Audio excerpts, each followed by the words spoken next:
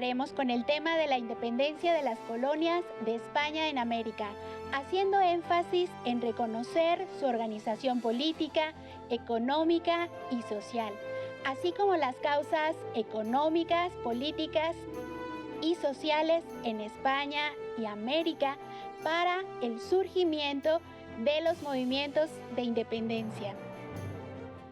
Para iniciar, les leeré un fragmento de la obra de Alexander von Humboldt, Ensayo político sobre el reino de la Nueva España. México es el país de la desigualdad. Quizá en ninguna parte la hay más espantosa en la distribución de caudales, civilización, cultivo de la tierra y población. La capital y otras muchas ciudades tienen establecimientos científicos que se pueden comparar con los europeos. La arquitectura de los edificios públicos y privados, la elegancia de los muebles, los trenes, el lujo en los vestidos de las mujeres, el tono de la sociedad. Todo anuncia un extremo de esmero que contrasta extraordinariamente con la desnudez, la ignorancia y la grosería del populacho. Esta inmensa desigualdad de fortunas no solo se observa en los blancos, europeos o criollos, sino entre los indígenas. La mayor parte de estos, considerados en masa, presenta el aspecto de una gran miseria, pero entre ellos se encuentran algunas familias cuya fortuna parece tanto más colosal cuanto menos se espera hallarla en la última clase del pueblo. Si por un lado la legislación de la reina Isabel y Carlos V parece favorable a los indígenas en punto de contribuciones, por otro lado los ha privado de los derechos más importantes de que disfrutan los demás ciudadanos. En un siglo en que se discutió si los indios eran seres racionales, se creyó hacerles un gran beneficio tratándolos como a menores de edad y poniéndolos bajo la tutela de los blancos. Estas leyes, que aún están vigentes, constituyen una barrera infranqueable entre los indios y las demás castas, cuya mezcla está también prohibida. No puedo terminar mejor la descripción política de los indios de la Nueva España que extractando una memoria presentada al rey Carlos IV en 1799 por el obispo y cabildo de Michoacán. Este respetable obispo, Fray Antonio de San Miguel, natural de Santander, España, hace presente al monarca que en el estado actual de cosas es imposible el perfeccionamiento moral de los indios si no se quitan las trabas que se oponen a los progresos de la industria nacional. La población de la Nueva España, dice, se compone de 3 clases de hombres, a saber, de blancos o españoles, de indios y de castas. Yo considero que los españoles componen la 10ª parte de la masa total. Casi todas las propiedades y riquezas del reino están en sus manos. Los indios y las castas cultivan la tierra, sirven a la gente acomodada y solo viven del trabajo de sus brazos. De ello resulta que entre los indios y los blancos, esta oposición de intereses, este odio recíproco que tan fácilmente nace entre los que poseen todo y los que nada tienen, entre los amos y los esclavos. ¿Qué les pareció la lectura? ¿Se imaginaban que a principios del siglo XIX imperaba en la Nueva España un ambiente como el que describe Alexander von Humboldt? El texto nos revela la situación de desigualdad en el virreinato y la condición en que se encontraban algunos grupos sociales de la sociedad novohispana. Los invito a identificar y describir con sus palabras cómo era la situación de los indígenas en esos años y que la comparen con la situación actual. ¿Qué cambios y permanencias logran identificar? Comenten su reflexión con sus familiares. Como hemos visto en las semanas anteriores, las ideas liberales e ilustradas se difundieron en Europa y también en América, donde influyeron los movimientos de independencia de las colonias españolas en el continente americano, tema que abordaremos hoy. Pero para guiarnos a lo largo de la sesión, les sugiero considerar las siguientes preguntas.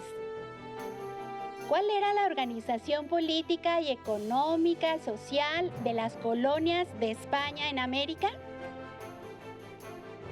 ¿Qué factores internos y externos influyeron en los movimientos de independencia de las colonias españolas en América?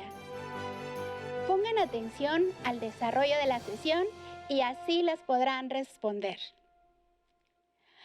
A mediados del siglo XVIII, las posesiones de España en América representaban tierras de gran bonanza y riqueza, principalmente Nueva España. Abarcaban desde el Virreinato de Nueva España hasta el Virreinato Río de la Plata, y las sociedades americanas de estos territorios tenían una organización política, económica y social con características del antiguo régimen, como una sociedad estamental. Dependían de una monarquía absoluta y su economía se basó en el mercantilismo. Pero, ¿cómo era la organización política de las colonias españolas en América? La corona española estableció virreinatos en sus colonias, es decir, una entidad política dependiente del rey de España. Él era quien nombraba a las instituciones y autoridades que lo representaban en otros territorios. Se crearon instituciones que representaban el poder y la autoridad del rey en esos territorios llamados las Indias y otros en territorios españoles como la Casa de Contratación de Sevilla y el Consejo de Indias. El Consejo de Indias, quien proponía políticas para los territorios americanos y supervisaba los asuntos políticos, económicos, administrativos y de justicia, realizando sus atribuciones en nombre del rey. Y la Casa de Contratación de Sevilla, que después tuvo su sede en Cádiz, tenía a su cargo la organización del tráfico comercial entre España y América. Además, debía controlar el proceso migratorio en las colonias. Los virreinatos estaban gobernados por un virrey, quien era el representante directo del rey. Regulaba la política, la economía y la justicia. Tenía el mando militar y una función religiosa, como procurar la evangelización de los habitantes. La Real Audiencia era el supremo tribunal de justicia en las colonias españolas.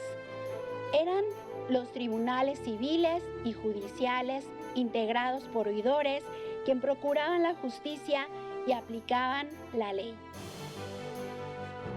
Los gobernadores administraban los reinos, provincias y posteriormente las intendencias, y tenían funciones de índole militar.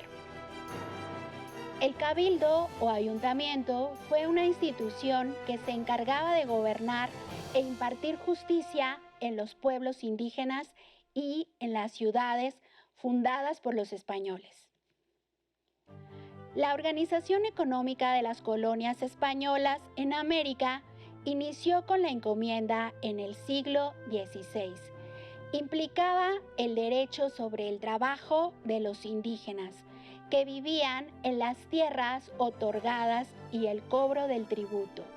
Pero los encomenderos cometieron abusos en contra de los indígenas, los explotaron y no siempre cumplieron con sus obligaciones.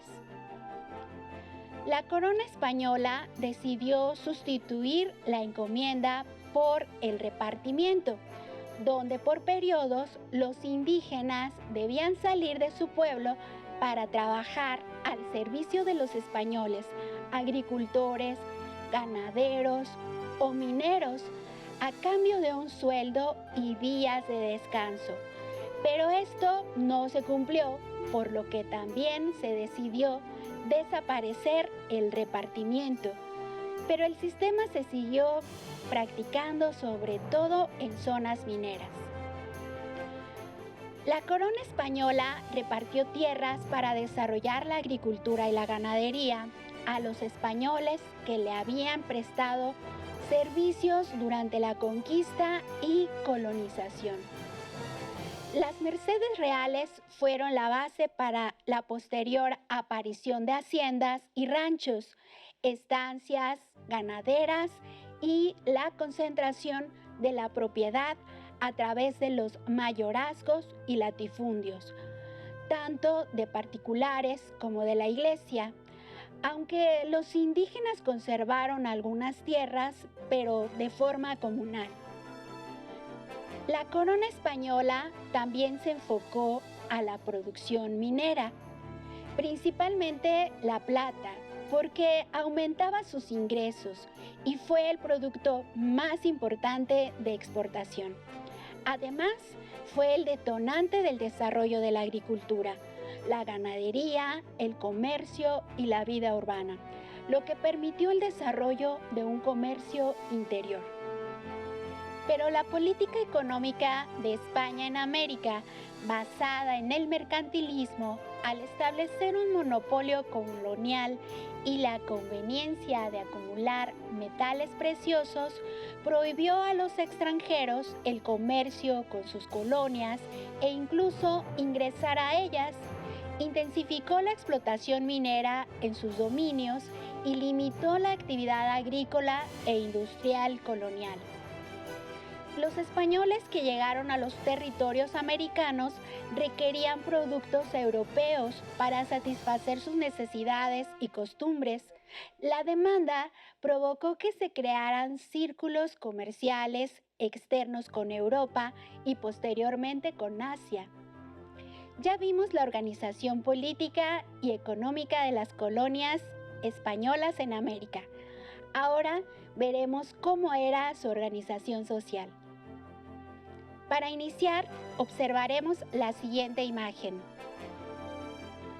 ¿De qué se trata la imagen? ¿Quiénes aparecen en ella? ¿Cómo son físicamente las personas? ¿Cómo están vestidos y por qué creen que usan esa indumentaria? ¿Qué actividades están realizando? ¿Por qué creen que lo están haciendo? La imagen que vemos es un cuadro de castas, los cuales se hicieron muy populares en Europa durante el siglo XVIII, con la Ilustración, cuando el afán científico puso de moda clasificar casi todo. Estos cuadros representan por lo general a 3 miembros de una familia: el padre, la madre y el hijo o la hija. Son un testimonio muy valioso sobre la riqueza multicultural. Podemos conocer los vestidos que solían usar, así comparar los trajes que portaban en cada uno de los cuadros y distinguir la casta que representan. Por otra parte, denotan también la desigualdad de la sociedad, dividida por el origen del color de la piel, riqueza y posición social. La población conformó una sociedad diversificada, donde los indígenas eran mayoría. Además, estaba compuesta por españoles, africanos, asiáticos, mestizos y las castas. La sociedad del Nuevo Mundo, como toda sociedad del antiguo régimen, estaba constituida por estamentos y por un sinnúmero de corporaciones a los que pertenecían casi todos los sectores sociales, como el gremio, la cofradía, el consulado, la provincia religiosa, el cabildo o la comunidad indígena. Ante la diversidad de los grupos sociales, se propició el intercambio cultural, mismo que se ve reflejado en la comida, la música, el lenguaje cotidiano y los usos y costumbres. Se erigió una sociedad construida a partir de la diversidad, con sus variantes regionales. Pero a mediados de aquella centuria y en la primera década del 19, las cosas cambiaron y diversas causas internas y externas ocasionaron el inicio de los movimientos de independencia en las colonias españolas. Después de casi 3 siglos de dominación española, en la mayoría de las colonias americanas comenzó un proceso de independencia que las llevó a separarse de la metrópoli. Pero, ¿cuáles fueron los principales hechos y procesos históricos que causaron el inicio de la lucha? Tomen nota de las causas externas e internas que se mencionan en el programa para que posteriormente elaboren un esquema. Antes de los movimientos de independencia de las colonias españolas en América, sucedieron algunos hechos como el surgimiento y propagación de las ideas ilustradas, la independencia de las 13 colonias del norte de América, la Revolución Francesa, la invasión de España ordenada por Napoleón Bonaparte y la abdicación del rey Carlos IV a favor de José Bonaparte. ¿Creen que estos hechos influyeron en los movimientos de independencia en Hispanoamérica? ¿Por qué? Además de la influencia externa, hubo factores internos que contribuyeron en los movimientos de independencia hispanoamericanos. Conozcamos algunos. Recuerden anotar estos factores para que elaboren su esquema.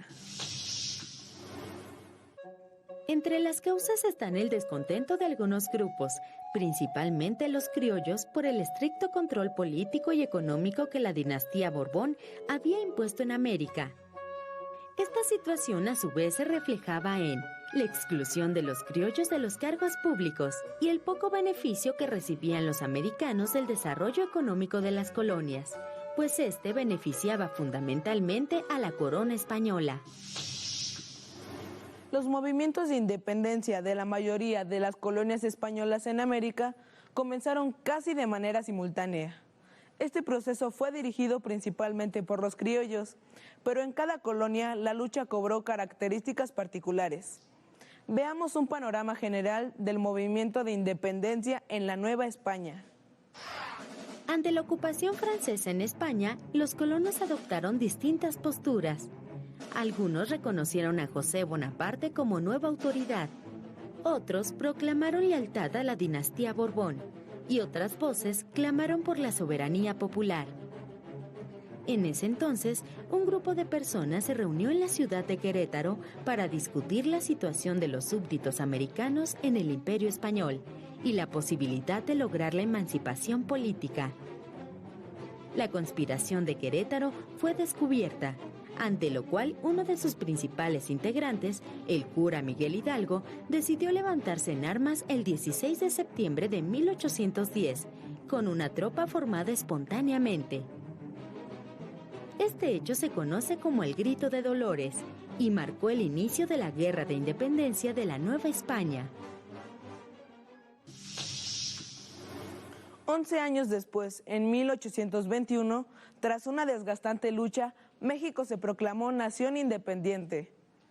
¿Qué sucedía mientras tanto en el resto de Hispanoamérica?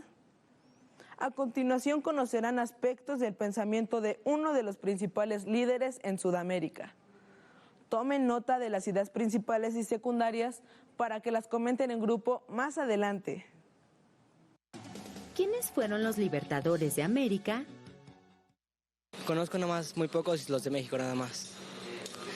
Por ejemplo, Miguel Hidalgo, María Morelos y Pavón, doña José Martínez Domínguez, y que fueron en 3 etapas, creo. La de inicio, la de término y la de intermedio, no me acuerdo cómo se llama eso. Bolívar, Juárez y Martí. En los virreinatos del sur de América, los movimientos independentistas fueron encabezados por los criollos. Entre ellos destacaron Simón Bolívar y José de San Martín. El primero tuvo una importante participación en la independencia del virreinato de Nueva Granada y vislumbró una América unida en una gran confederación. El segundo, a través de varias campañas militares, contribuyó para que Argentina, Perú y Chile lograran la independencia. Después de los hechos ocurridos en la Nueva España en 1810, los pueblos de Centroamérica iniciaron la lucha por la independencia, la cual conseguirían en 1821. Aunque en un primer momento decidieron unirse al Imperio Mexicano, 2 años después se separaron de México y formaron la Federación de las Provincias Unidas del Centro de América. La mayoría de las naciones americanas surgieron en un clima de optimismo. Sin embargo, muy pronto fue evidente la inexperiencia de sus gobernantes. Durante las primeras décadas de vida independiente, estas naciones enfrentaron numerosas dificultades. Como vieron y escucharon, dentro de los factores externos encontramos la influencia de las ideas ilustradas, la independencia de las 13 colonias de Norteamérica, la Revolución Francesa y la invasión de Napoleón Bonaparte a España. Esto ocasionó que se iniciaran levantamientos populares contra el régimen absolutista, pero retrocedamos un poco más. En primer lugar, en 1700 cambió la casa reinante española de los Habsburgo a los Borbón. Las colonias españolas de América proveían a la corona recursos obtenidos de la recaudación de impuestos, la explotación minera y la venta de títulos nobiliarios y cargos públicos. Sin embargo, la corona padecía problemas económicos, sobre todo por los gastos generados por la Guerra de los 7 años. La corona española emprendió en América una serie de reformas impulsadas por la dinastía de los Borbón. Su propósito consistía en recuperar el control del gobierno en las colonias y obtener mayores beneficios de estas. Por ejemplo, para vigilar mejor a los reinos, se les subdividió en intendencias. Se creó un ejército permanente para obtener más recursos. La corona determinó nombrar directamente a funcionarios reales encargados de cobrar el impuesto al tránsito de mercancías. Estableció el libre comercio entre España y los puertos de las colonias y designó en los altos cargos de gobierno a españoles provenientes de la península ibérica.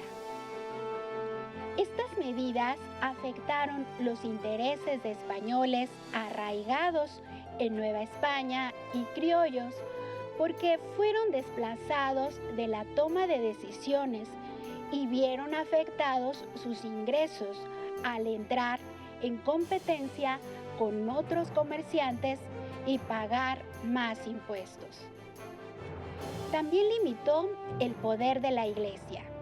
La corona expulsó a los jesuitas en 1767, pues se oponían al control y sometimiento de la Iglesia.